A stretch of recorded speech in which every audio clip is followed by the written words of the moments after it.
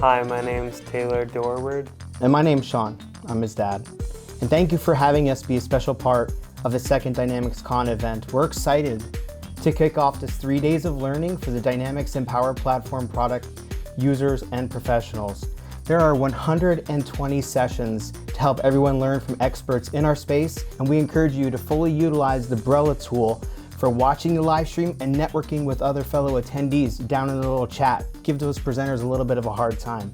All of this conference is available to you for free, and we want to just make sure we send a big thanks to all of the sponsors to give us this free content in the community as it should be.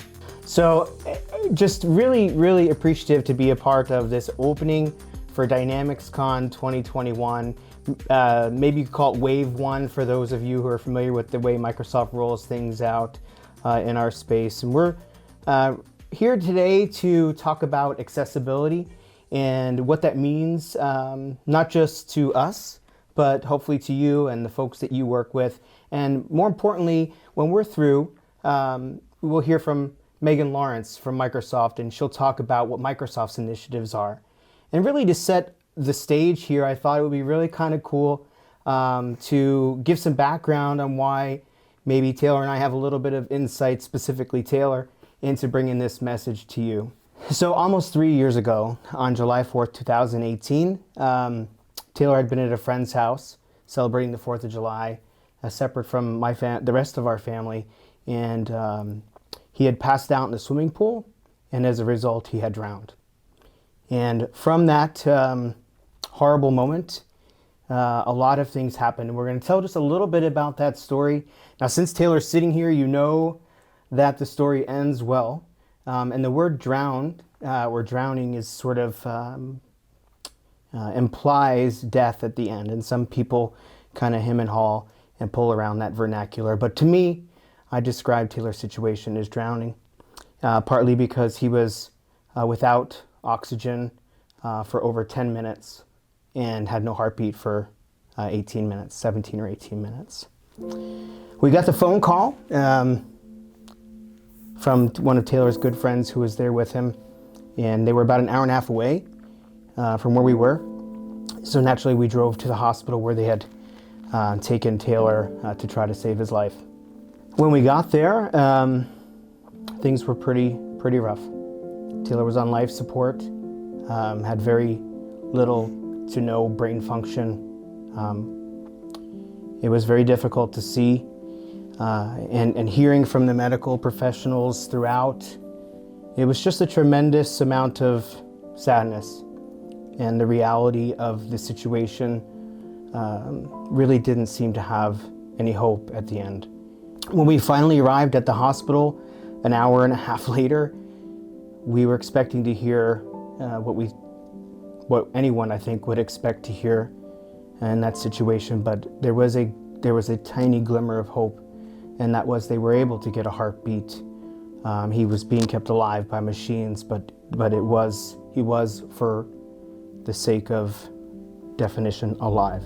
So by the time when we got to the hospital, naturally we shared this news with everyone, and even though it was so far away, all of Taylor's friends and all of our community just kind of flooded this tiny little hospital up in northern part of South Carolina. And we began really trying to find a new path, other than accepting what we thought was imminent. And over the course of the next day or two, many tests were performed, very sad results.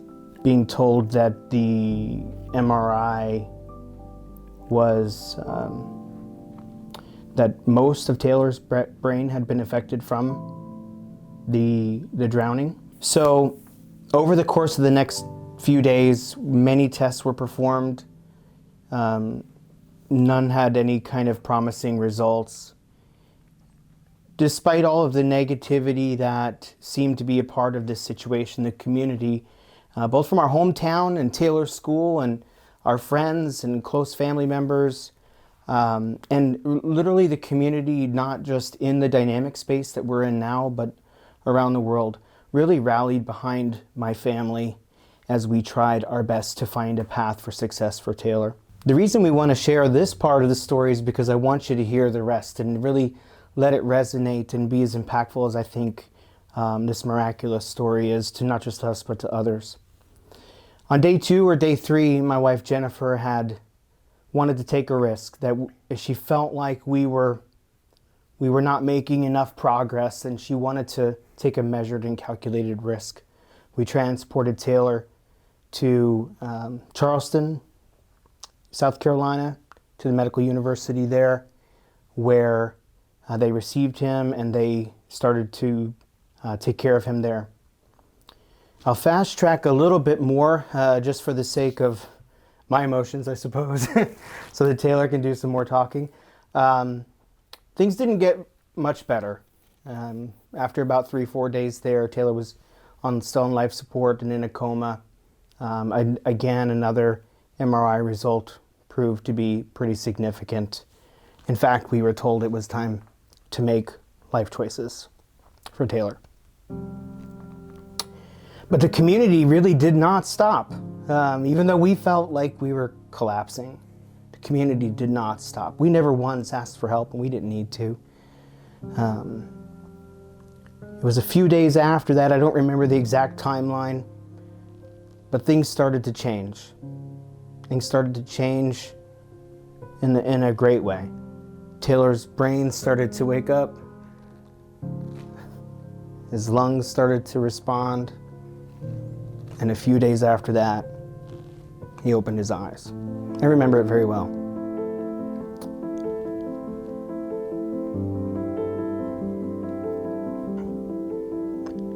And to think,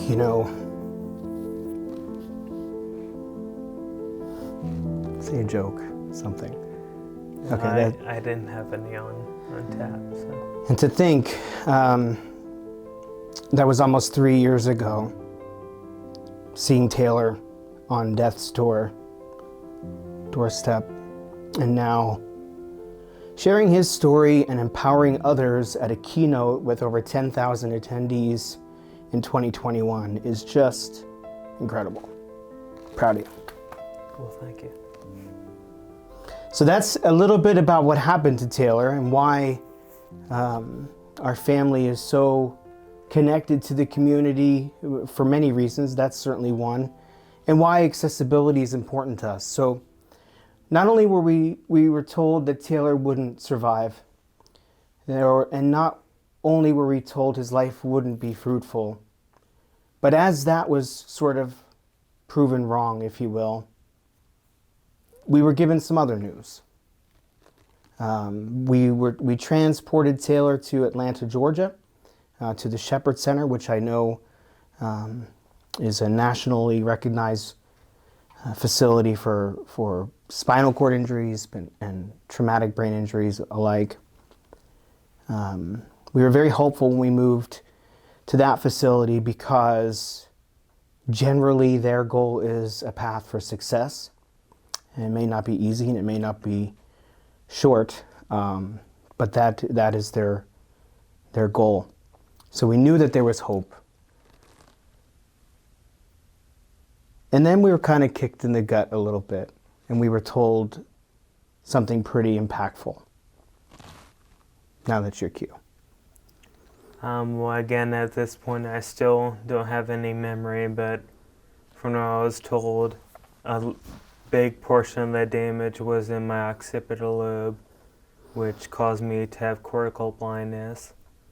And it didn't really hit me at first because I think I was still in the denial stage, sort of. Felt like a dream, so it didn't quite register with me, but over time I started realizing just how bad it was and how much of an adjustment it was going to take for me and my family. So it was definitely hard news to grasp. Let me translate a little bit. We were told Taylor would never see again. It's interesting when you go through challenges in life, how sort of greedy we kind of become. Maybe greed isn't the right word, but you get this hunger for more as things sort of improve a little bit. You just don't ever want to settle and feel like that's enough. Greedy maybe does apply. Maybe determined is another way of saying it, or motivated. Hearing that from some of the top neurologists in the country was pretty scary. It was certainly better than what we thought just a few short weeks before. So we were appreciative, but it was another thing to adjust to and to be challenged with. And so we, as a family, and Taylor and his steadfast motivation and positive approach to literally everything he does in life, we looked for alternatives to that answer too. And we wanted more. We didn't want to settle for good enough, right? So Taylor was blind.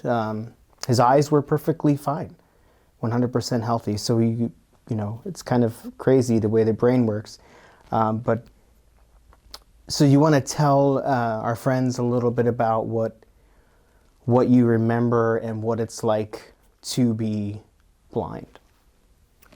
Well, I don't think there are really words for it, but there were stages I went through, like similar to the stages of grief, which is fitting, but I definitely went through quite a long period of denial and kind of skipped some of the middle stages. Luckily didn't suffer from depression from that news, which in some ways was surprising, but in the moment I mostly just thought of what I was doing that day and focused on my therapy and just almost in a way being in denial that it was going to stay that way, and just working towards making it better every day and not really accepting the fact that there was nothing I could do. Taylor, what was it like to be blind? Like, I close my eyes and I feel like that's the same. Is it the same? Well, I can't speak for people who are fully blind because it's not quite the same. Since mine was in the brain, mostly all I could perceive was light. So instead of everything being pitch black, everything was white.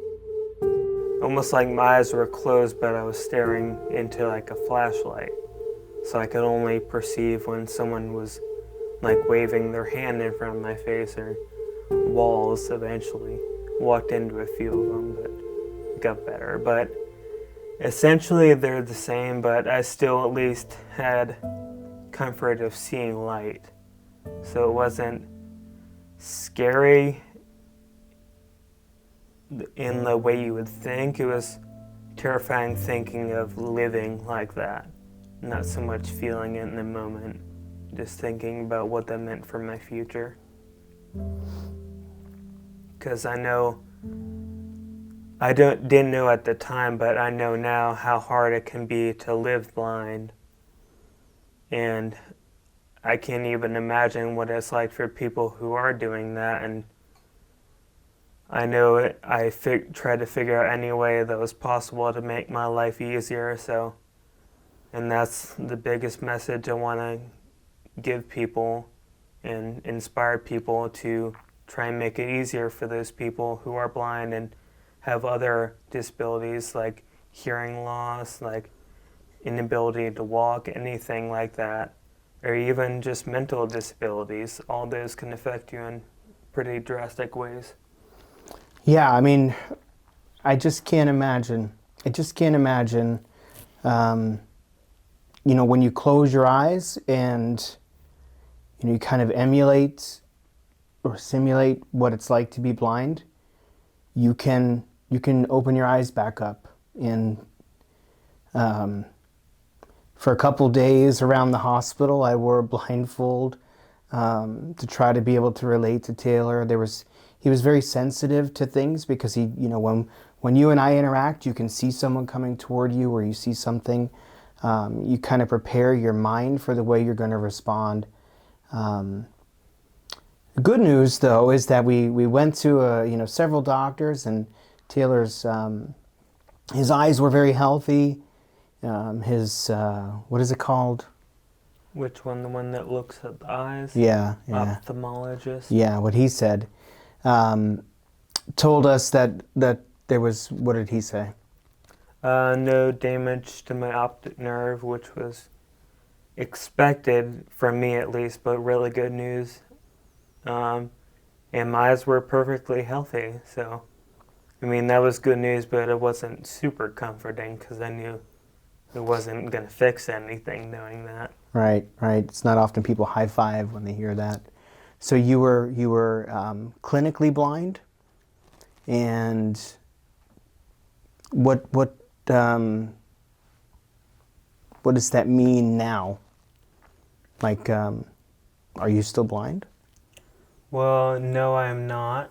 I don't know how many people are aware of what constitutes being blind. Well, there is something called acuity, and most people don't know the word, but know like 20/20, 20/40, like those two numbers, that's your acuity. And anything over 2200 is considered blind. And I think I was at 1800. Yeah, you were off the chart. Yeah. And so I am now at 20/20. However, there are a lot of other aspects that go into vision. And I don't know, do you want me to go into those, or? I mean, do we need to break out our notebook and get a... They can get pretty technical if you don't have any prior knowledge on them. You say whatever you want to say. All right, well, just in a quick kind of overview of some of the bigger ones, there's figure ground, and during this I found it very interesting, so I would make inquiries and like ask my therapist what things meant, and especially my OT, because the biggest problem I had was my vision. And so as I was getting better, it interested me how and why it was getting better. So I would ask what was wrong with my brain and what things am I working on. And so acuity was one of them. Another big one is visual discrimination, which is essentially your brain telling what you are seeing, like telling that's a pencil, like that's a person, like basically just interpreting what you're seeing. And there was so many others, but the one I still struggle with is called figure ground, which essentially I think of like a Where's Waldo, like picking something out of a crowd.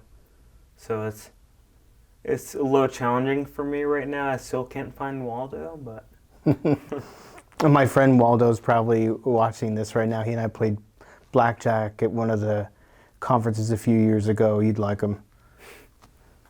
You found him. You found him. So that's a lot. That's a lot.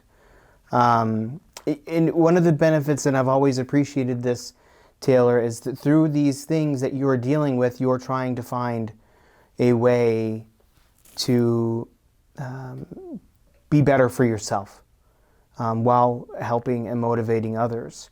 Not many folks who are in that kind of situation would find themselves selfless enough to try to impact other people.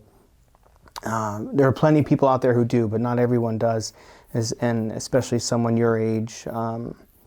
But you had a message, I think, and people love to hear your success. You know, I kind of estimate this time period to be like maybe a year, almost a year after your injury. You know, before I ask you about what it means to be recovered from an injury, specifically to you, I found it really fascinating as well, hearing and seeing you set goals for yourself and finding a way somehow, no matter how long it took or what you had to go through to achieve them. And one in particular to me was not vision related necessarily, but it was jogging and running. Yeah. You know, as your dad and, you know, someone who was with you nearly every day for that first year, well, ever since too, can't get him out of the house.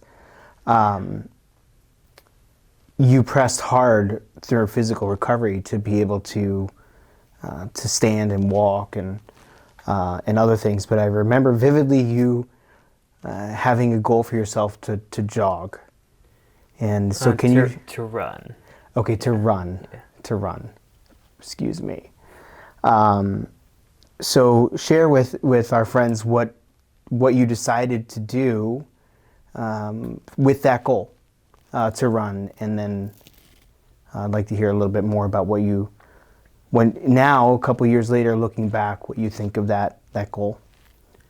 Well, what that goal was for me in the beginning, I kind of set that one a little too early for myself, but I had all those small goals, but that was the big one, and so I kind of viewed that as a goal for hope. And so just shooting for that. And so I would constantly be working for that or towards that goal in physical therapy. And I finally reached that goal. And what I wanted to do once I reached it was hold a 5K. And to anyone who knew me before the injury knows I hated running. So, but now that when you experience the not being able to do something, all you think about is being able to do it again. And so when I had the chance, I didn't want to take it for granted. And so I decided to hold a 5K, obviously with help of my friends and family. So that's it? That's it on the preface of that story. Oh, okay. All right. I'm still impressed with this every time we think about it and we talk about it. The community supporting Taylor, you're hearing that word a lot. It's really important.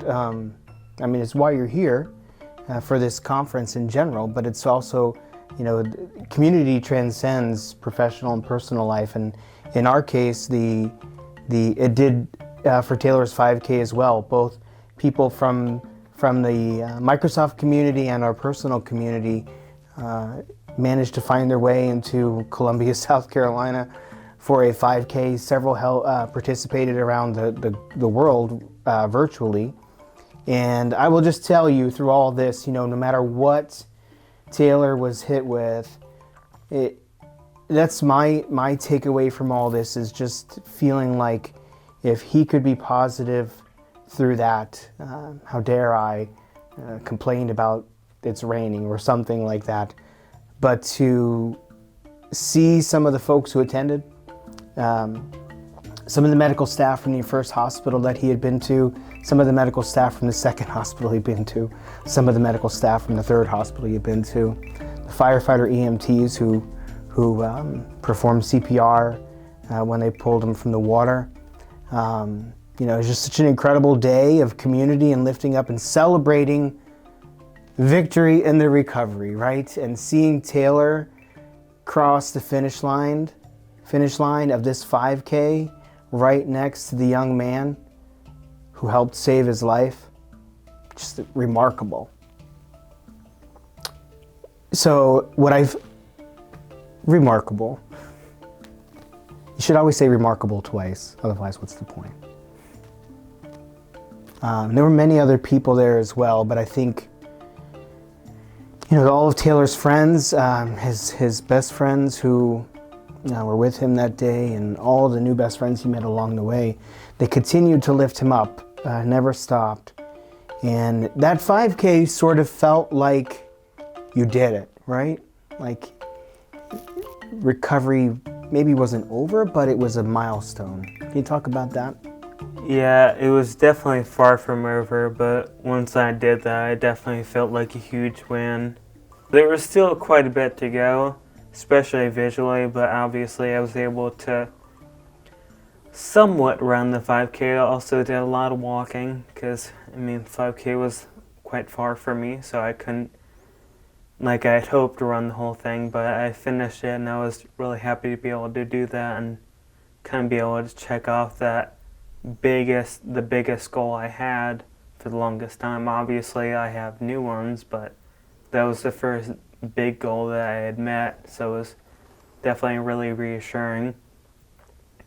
And it was also just really nice to see everyone that had been supporting me, because I'm not sure if a lot of people know this, but I think a majority of the people who supported me and followed my story I had never met before.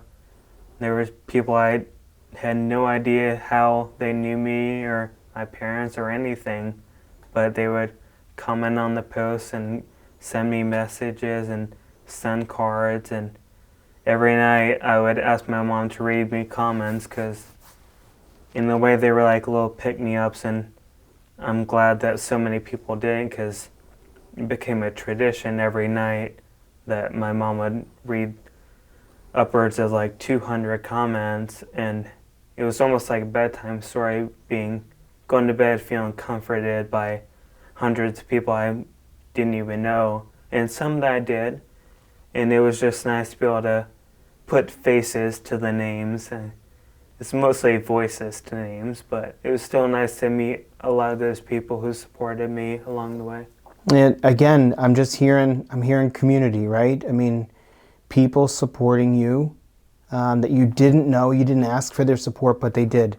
Can you share with us some of the things that you're doing right now and how you use technology to make this visual impairment that you carry with you less of a burden, so that you can be more independent and able to learn, which is really important for folks to realize, that a lot of the reason why you're so determined is because you want to learn new things, and I love that. I love learning new things. But go ahead and share that.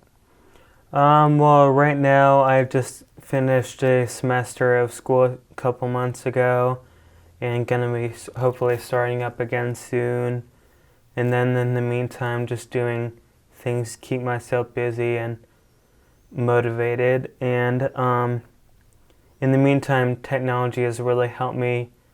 But I definitely have been using some readers online, because I can read, but not big chunks, because it's hard for my brain to focus on the words when it's all cluttered on one page. So I use audio readers for my textbooks, and use voice to text using Siri to send emails to my professors and other people at the college, and even other people I'm working with at the moment. So definitely get a lot of use out of it for school.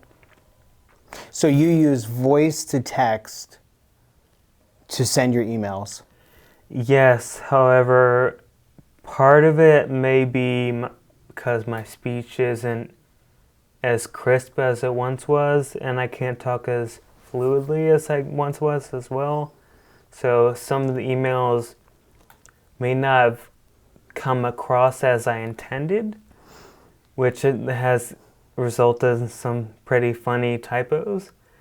And so at least there's an entertaining aspect to it sometimes. Sometimes it just makes no sense. But yeah, it definitely could be improved, I think, as well, not just user error. So I think that's been a big part, because I definitely had to do a lot of communicating with my professors and even other classmates, and so having to use, or being able to use the voice to text really helped kind of expedite those activities. What about on the other end? Oh, by the way, I get plenty of emails where things just don't make sense, or there's an entertainment value to them, so that's not just a you thing. What about the other way? How about when you get emails, how are you consuming that information? When I get emails, it's a little upsetting. I'd rather get phone calls, especially when they're bulky emails, because it takes me, I would say, a paragraph of 100 words, or like an email of 100 words would probably take me around 20 minutes to read, and even then it's hard to absorb the information I just read, because I'm more focused on reading the words instead of absorbing the information. So it can be pretty frustrating reading them myself. So the sending part isn't as difficult, but the receiving of the emails and text messages are pretty frustrating in the way that I can't really communicate as well as I would want to. Interesting. So do the people who send those emails know that you can't read them? Some of them do, and some don't, but even the ones that do, it's kind of hard to accommodate for that when they have to get this information to me and they may not be available to make calls because they're teaching classes and grading papers and tests. They can't call me all the time, so I do have to read quite a few emails myself, which can, one, be time consuming, which isn't as much of a concern, but it definitely is frustrating. Nice. Yeah, I get it. We'll have to get you hooked up with some sort of email reader to make that a little easier. They do exist. What about some other things, like just general stuff around the house?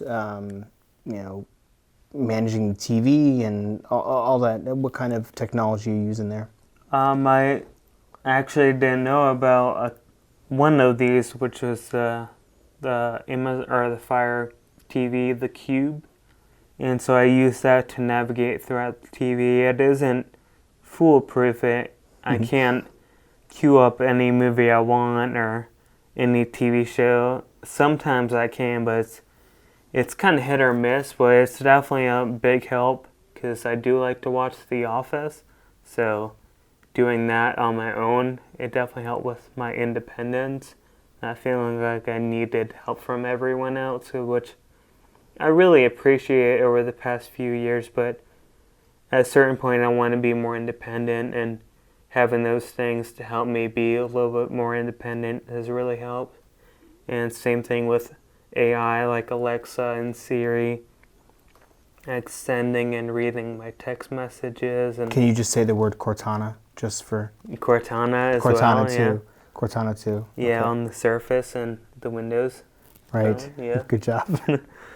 But yeah, all those have been really helpful, and again, they're not perfect, but definitely better than doing all this stuff manually. It's definitely helped me with my self-esteem, my independence, and just my overall happiness being able to do these things on my own, because for so long I had help doing simple things as putting my shoes on, tying them.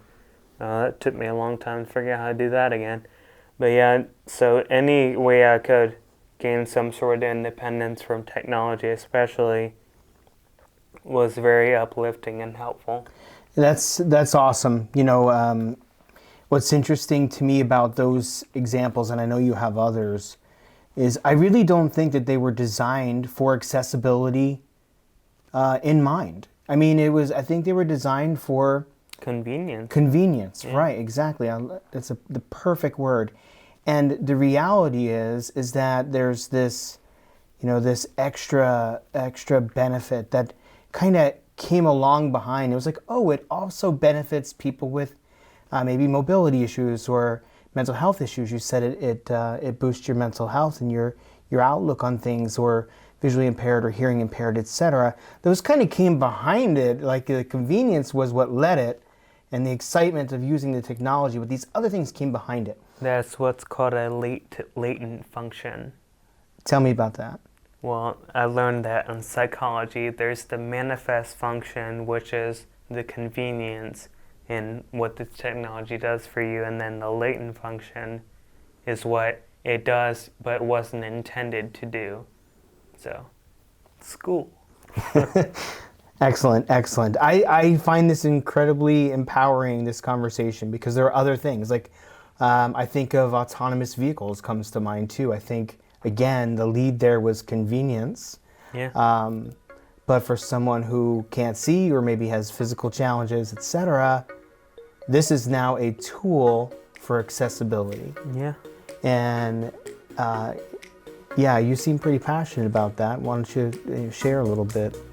Well, yeah, definitely a big part of it still is convenience, but also me personally, I find it a big boost to my mental health being able to do all these things that at one point I wasn't sure if I could do them, because I never really had to focus on what I can and can't do if I close my eyes. Like, I never thought about that, so I didn't really fully appreciate what technology could do for me until I became blind. So kind of realizing what I can get out of these things that before were just there for convenience sake, looking up stuff on Alexa or searching things with Siri and stuff like that, but now they're actual tools to help me live my life more efficiently and easier.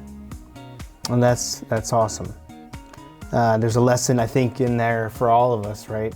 I think what is important for me and the folks who are attending this session is that interaction, that accidental benefit for accessibility is, although it's good, it's not good enough. Accidental solutions are never good enough. I think we have to take far more measured risk with intention to be more inclusive to folks all around the globe who have these challenges for both their professional life and their personal life, especially in times like now. It's so easy to be intentional in an accessible way. Like if you're on a Teams call, a Microsoft Teams call, and you're sharing your screen, maybe zoom in. Because the reality is that folks who have, and I know this from Taylor and others, is often folks who have any of the challenges, mental health, physical health, whether it's vision or hearing, any of these and others, they generally don't raise their hand and say, I need help. Now, I encourage all of you who are in that situation to do that. What I think would be helpful for everyone to realize and try and aspire to do is make or think of new technology where, how I said about the manifest and latent function, where the manifest function is to help people with visual or any other physical or mental impairments, and not be a latent function where it just happened to work out for those people as well, to be more intentional with your intentions for that device or that program or whatever it is, to where it's specifically helping a group of people instead of just inadvertently helping. Well said. Well said. Helping is always good, but intentional help is even better. And, not only as a community can we be supportive of accessibility options for individuals who need it, and whether, like I said, whether it's, color blindness is a very, very, far more common than I think people realize. And even if you just make a chart and you use like a Power BI dashboard and you're using colors, be cognitive of the way that information is being consumed. Because if I am suffering from color blindness, I'm likely not going to raise my hand and tell you. So if we think a step ahead and we're Or you might not know. Or I may not know, exactly. Yeah. And that visualization is not as important to me as you had hoped it would be. So if we're a little bit more proactive and intentional, not just for the down 5 years, right, but how we interact with one another now. You're doing a screen share on Microsoft Teams, zoom in a little bit. Ask if anybody needs your PowerPoint slide to be closed captioned, or better yet, just turn it on. And if you don't need it, great, but if you do, it's there. Again, because good enough is just not good enough, right? Yeah. Well, Taylor, our time for this part of the keynote is about to come to a close, and I want to thank you very much for being willing to put yourself out there and help motivate others to bring accessibility efforts more into the foreground. Before we do go, is there anything you'd like to share with our friends here at DynamicsCon? Yeah, first of all, I want to thank all of you for allowing me and my father to do this. As you have seen so far, this is hits really close home for us because obviously we have a lot of experience with this, especially recently. So I really appreciate you allowing us to share, first of all, share our story, but also my and my father's opinion on accessibility and its potential for the future and how it affects me now as well. And I just want everyone to remember that good enough is not enough. Well said, Taylor. Very well said. Hey, listen, thanks everyone for joining us. Up next, I know you're gonna love it, Megan Lawrence from Microsoft, the Senior Accessibility Technical Evangelist, is gonna join us and talk about how Microsoft's efforts continue to thrive in the accessibility space. So thanks for watching. We appreciate everyone. Thank you.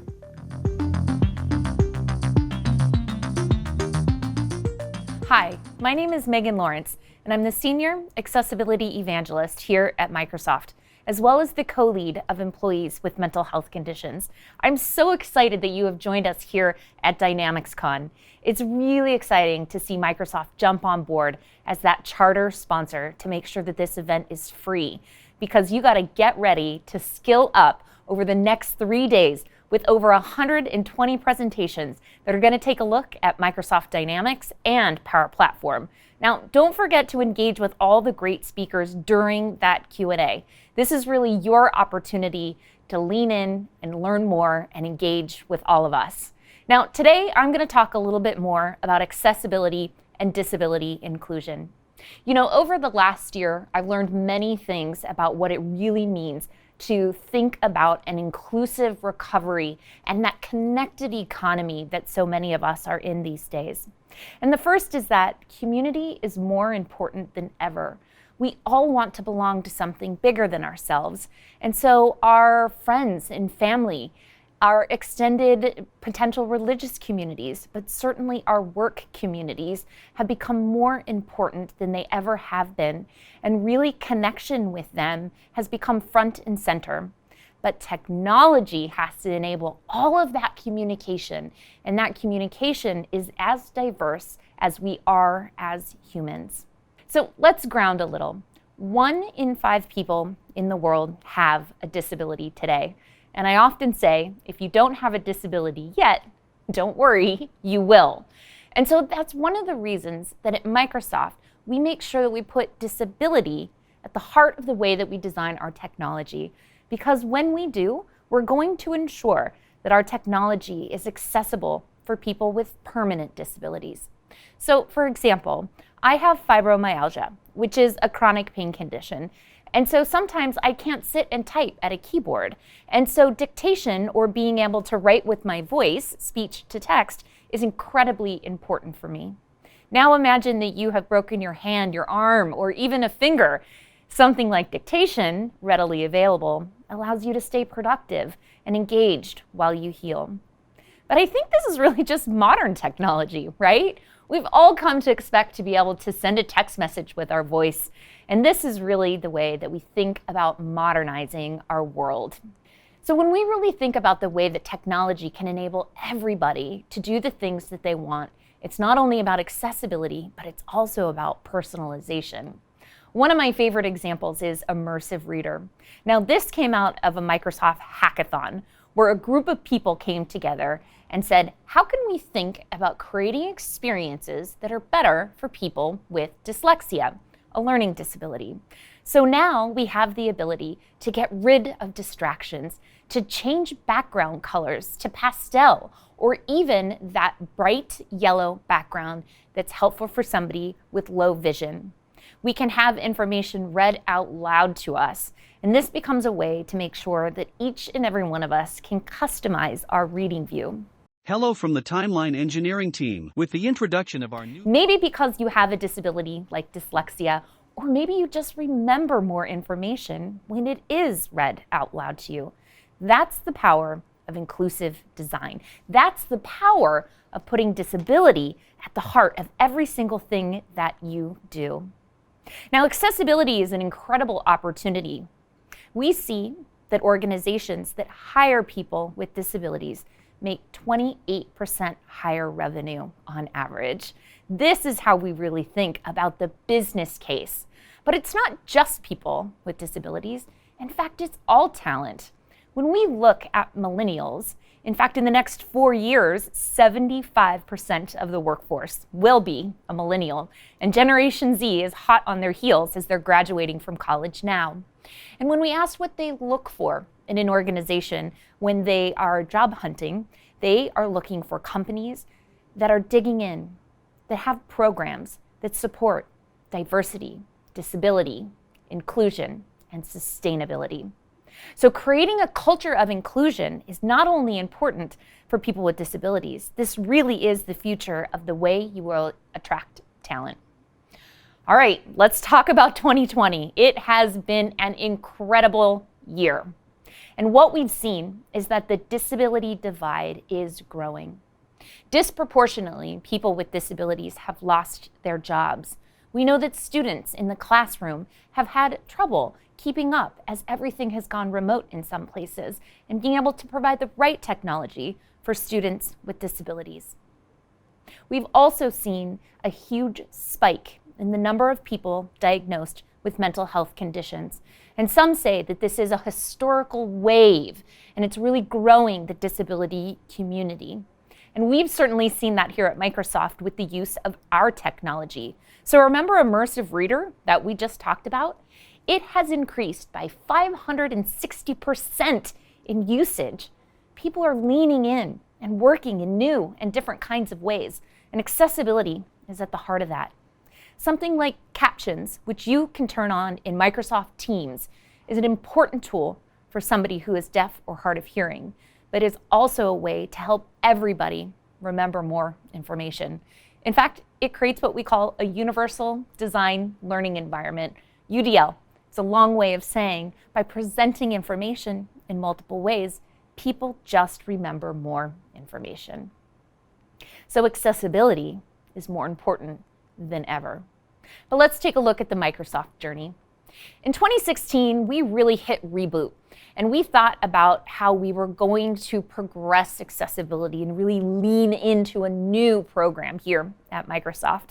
And part of what we did was bring together the brilliant, amazing talent of people with disabilities that we had at our company with the technical talent in engineering that we're well known for. And by bringing these two streams together, it absolutely ignited innovation through hackathons, through new engineering processes, and definitely through inclusive hiring. And we want to see more disability talent, not only at Microsoft, but in every single one of the organizations that you work for and with as well.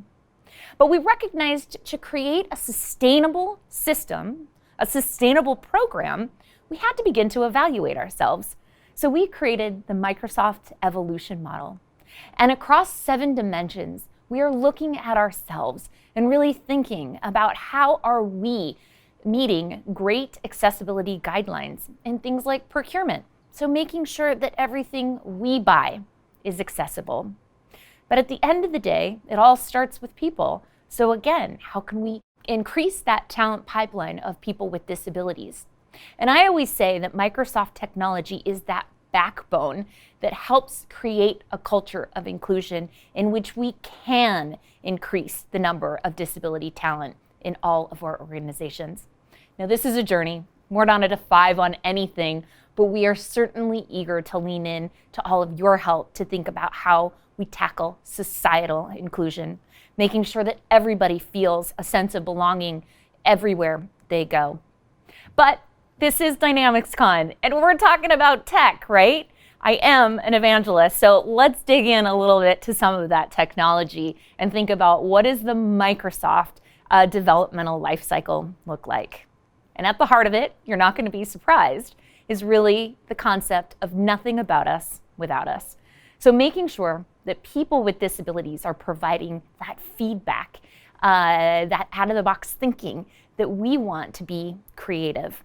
So we have the Accessibility User Research Collective, which is almost 1,000 people with disabilities that regularly give us feedback.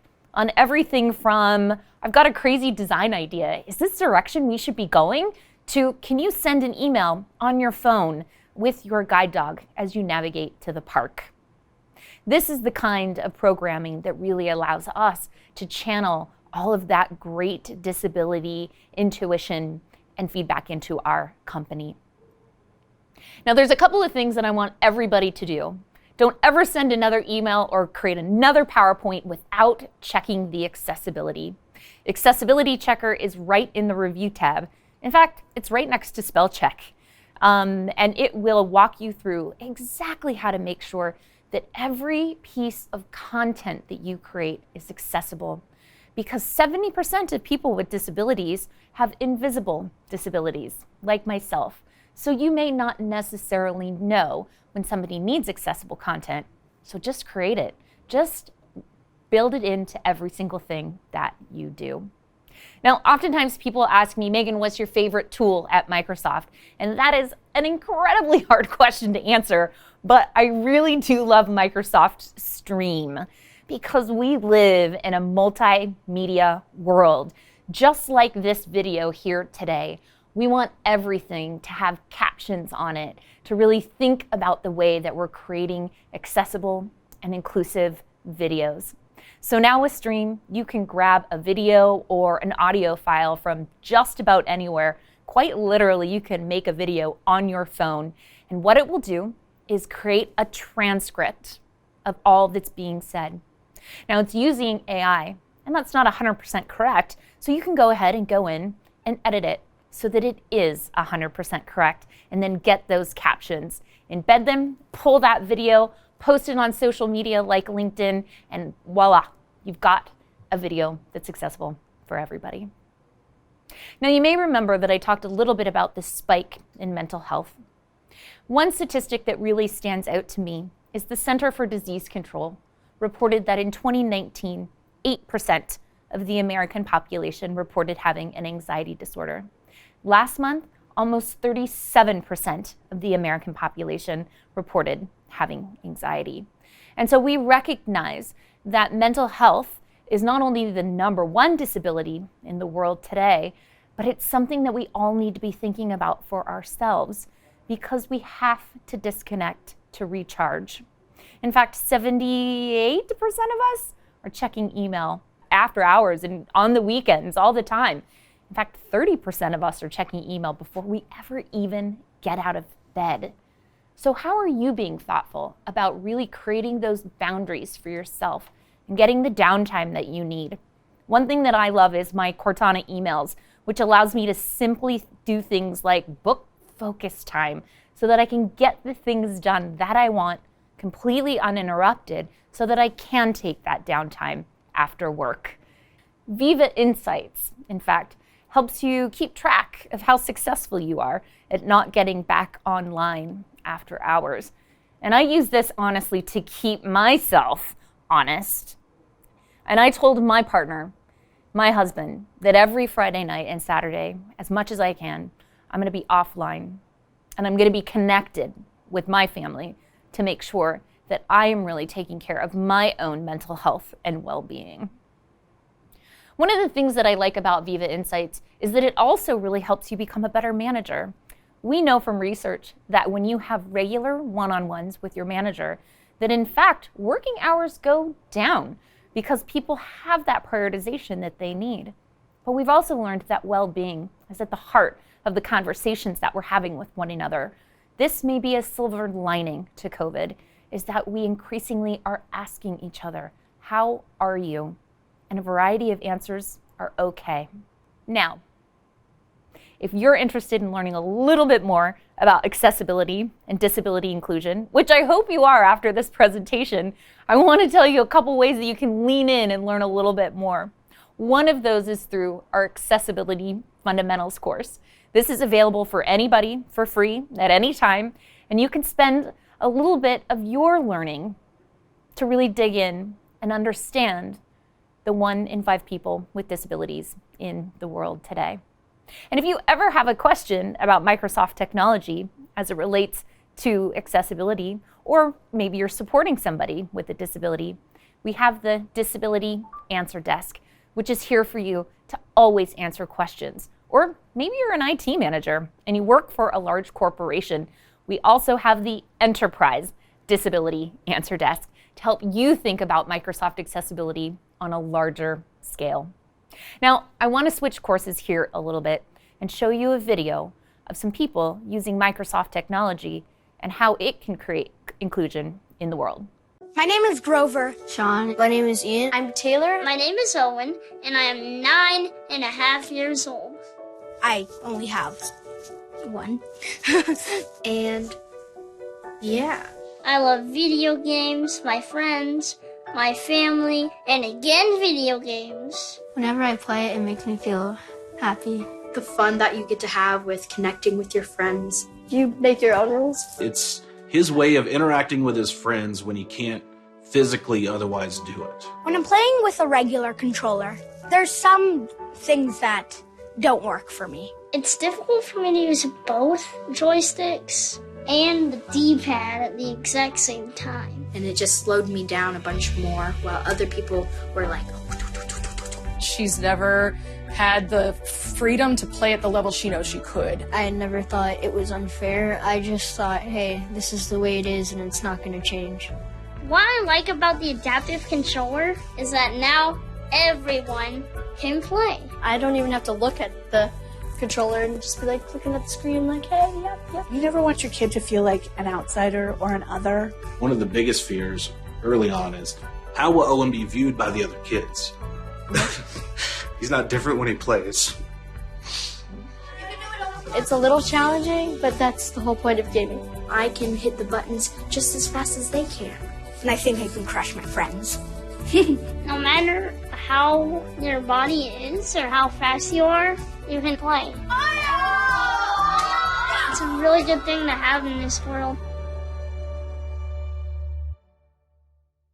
So I absolutely love the Xbox Adaptive Controller. I mean, this is one of the ways in which we're empowering people to do everything, including play. And we know that during the global pandemic, Xbox and gaming has been an incredible way for people to connect with one another when we couldn't in person, and honestly, get the self-care that some of us need. Now, even though the controller is cool, I honestly think the box might be cooler. So our inclusive design team really leaned in to the packaging and figured out a way for somebody to open the box with just one hand. So here's my challenge for all of you today, which is, how are you going to lean into inclusive design and maybe do something brand new, something completely different than you've done before? Or maybe you're going to reimagine something that you've done for a long time, just like Microsoft and putting devices in boxes. So, what is your box moment? Now take 1 minute to take a good deep breath with me. Here we go.